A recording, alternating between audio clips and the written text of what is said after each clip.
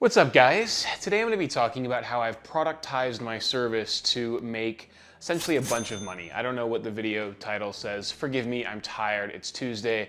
I worked all weekend.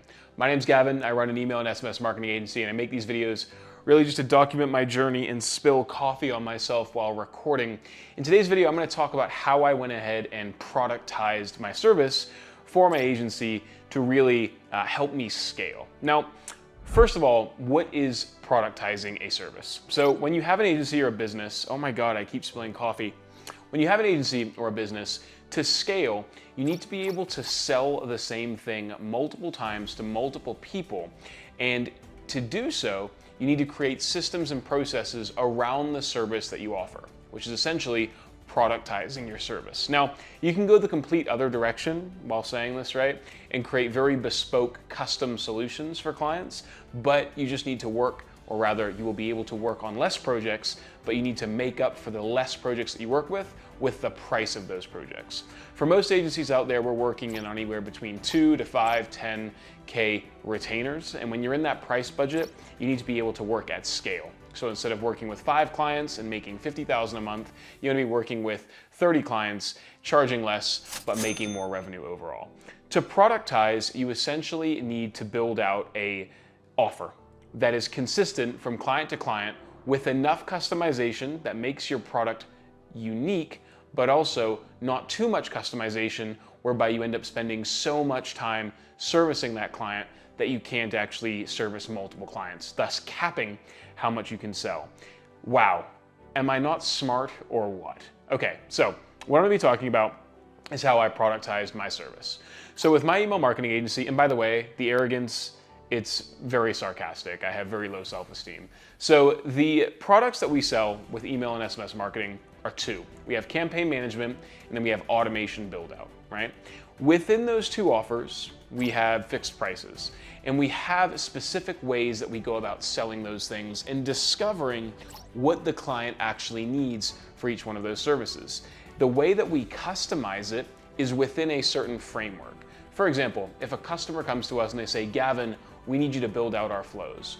We have a product and a service that is consistent for every single client that allows for a bit of customization in it to make sure the client gets a unique product, but allows us to follow a set series of SOPs, or steps essentially, that I can plug team members into to fulfill on my behalf.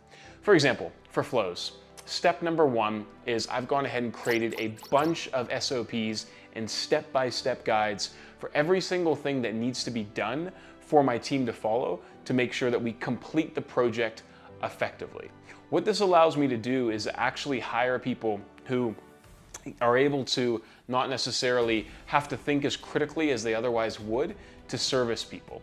So, flows. Step number 1, we have all our SOPs. Step number 2 is we get on an onboarding call, which is what I do with my clients. So I sell them, then I get them on the onboarding call, and I customize the automations for them. After that customization piece is complete, I'm able to pass it on to my team to then go through the following steps to fulfill that order. What that allows me to do is essentially step out of the delivery of the product because my team is now fulfilling it, and allow me to then focus on more sales and more marketing. That's how you scale a business and therefore productize an offer and allow you to repeat, rinse and repeat, rinse and repeat, and sell the same product over and over again. If I went for the customization route, I would have to spend my entire time fulfilling that offer, okay? By productizing that time, or rather the offer itself, I'm able to remove myself from the delivery of it, pass it off to my team, and then allow me to focus on getting more and more clients to continue growing and growing and growing. Because ultimately, I think as a business owner, priority number 1 is sales and marketing. You need to bring cash in. No matter how good you are at fulfilling the services, if you're not getting new clients and new cash into your business, you're eventually gonna die. Well, not you, but the business itself will die. And at this stage in my life, that would pretty much mean a death for me. I have nothing else going on. But you need to be able to first have a clear system and process, and then number 4, after you do all that, my steps might be off here, you need to find people or staff that can complete those tasks on your behalf. Now, when you're looking for these staff, right, you need to find people who, yes, have good attention to detail, and yes, can clearly follow instructions, but you also need to find people who are able to take your instructions and operate with a little bit of critical thinking. I've had a really tough time finding people who can see a strategy in a document, and if there's a mistake, actually fix that mistake on my behalf. The more critical thinking that is required to fulfill a role or to complete a task, the more money you're going to be able, or rather have to pay, which is why I try and mitigate how much critical thinking my team has to do, and therefore how much money I have to spend, by making the process and system super, super easy. If you're able to create a system and a process that literally anybody can follow, a very productized offer, for example, you're able to then fill it with people who would otherwise be way, way more expensive because they don't need to think as critically as they would otherwise. So if you're able to create systems that supplement the need to think critically, you can then lower your price to fulfill that role. Because for example, if I'm a business owner and I'm like, I just need to figure out how to create a new product offering, that would involve a very high level of thinking and a very high level of autonomy for somebody to come in and help you build that, which means you're going to be spending a lot more money on doing that.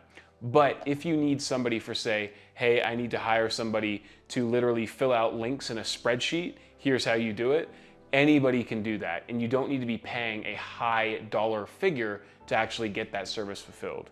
So when you're thinking about productizing your service, and personally, I think there's an important decision to make at the very start before you go productizing, is whether or not you want to be a very bespoke boutique agency where it's super custom, every single one of your offers, which means you then have to charge very high prices and offer very custom solutions and work with a limited amount of people because it's quite hard to scale those agencies.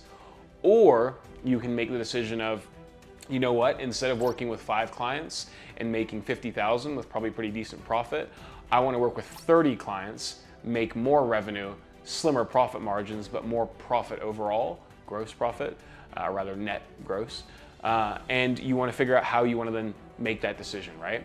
I think the more lucrative path is to actually build a business that is scalable and is productized, because you're able to remove yourself from the fulfillment process of the business and focus on things like making YouTube videos and becoming a micro influencer, and focus on other things like, for example, selling your agency. Because if you want to sell your agency, no one is really going to be interested in buying a job. And what I mean by that is, if you're going to sell your boutique agency that involves you spending 90% of your time in fulfillment, that's not a very attractive offer for another company to look at buying.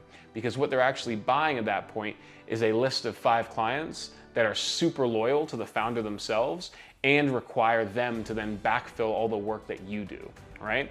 If you have a productized offer where your clients are being fulfilled not by the founder, meaning they don't have a strong connection to the founder, it means that they can simply buy your agency, orchestrate a rebrand, and not have to rely on one individual person to actually fully spin up the offering and really just spend a bunch of time fulfilling the client needs.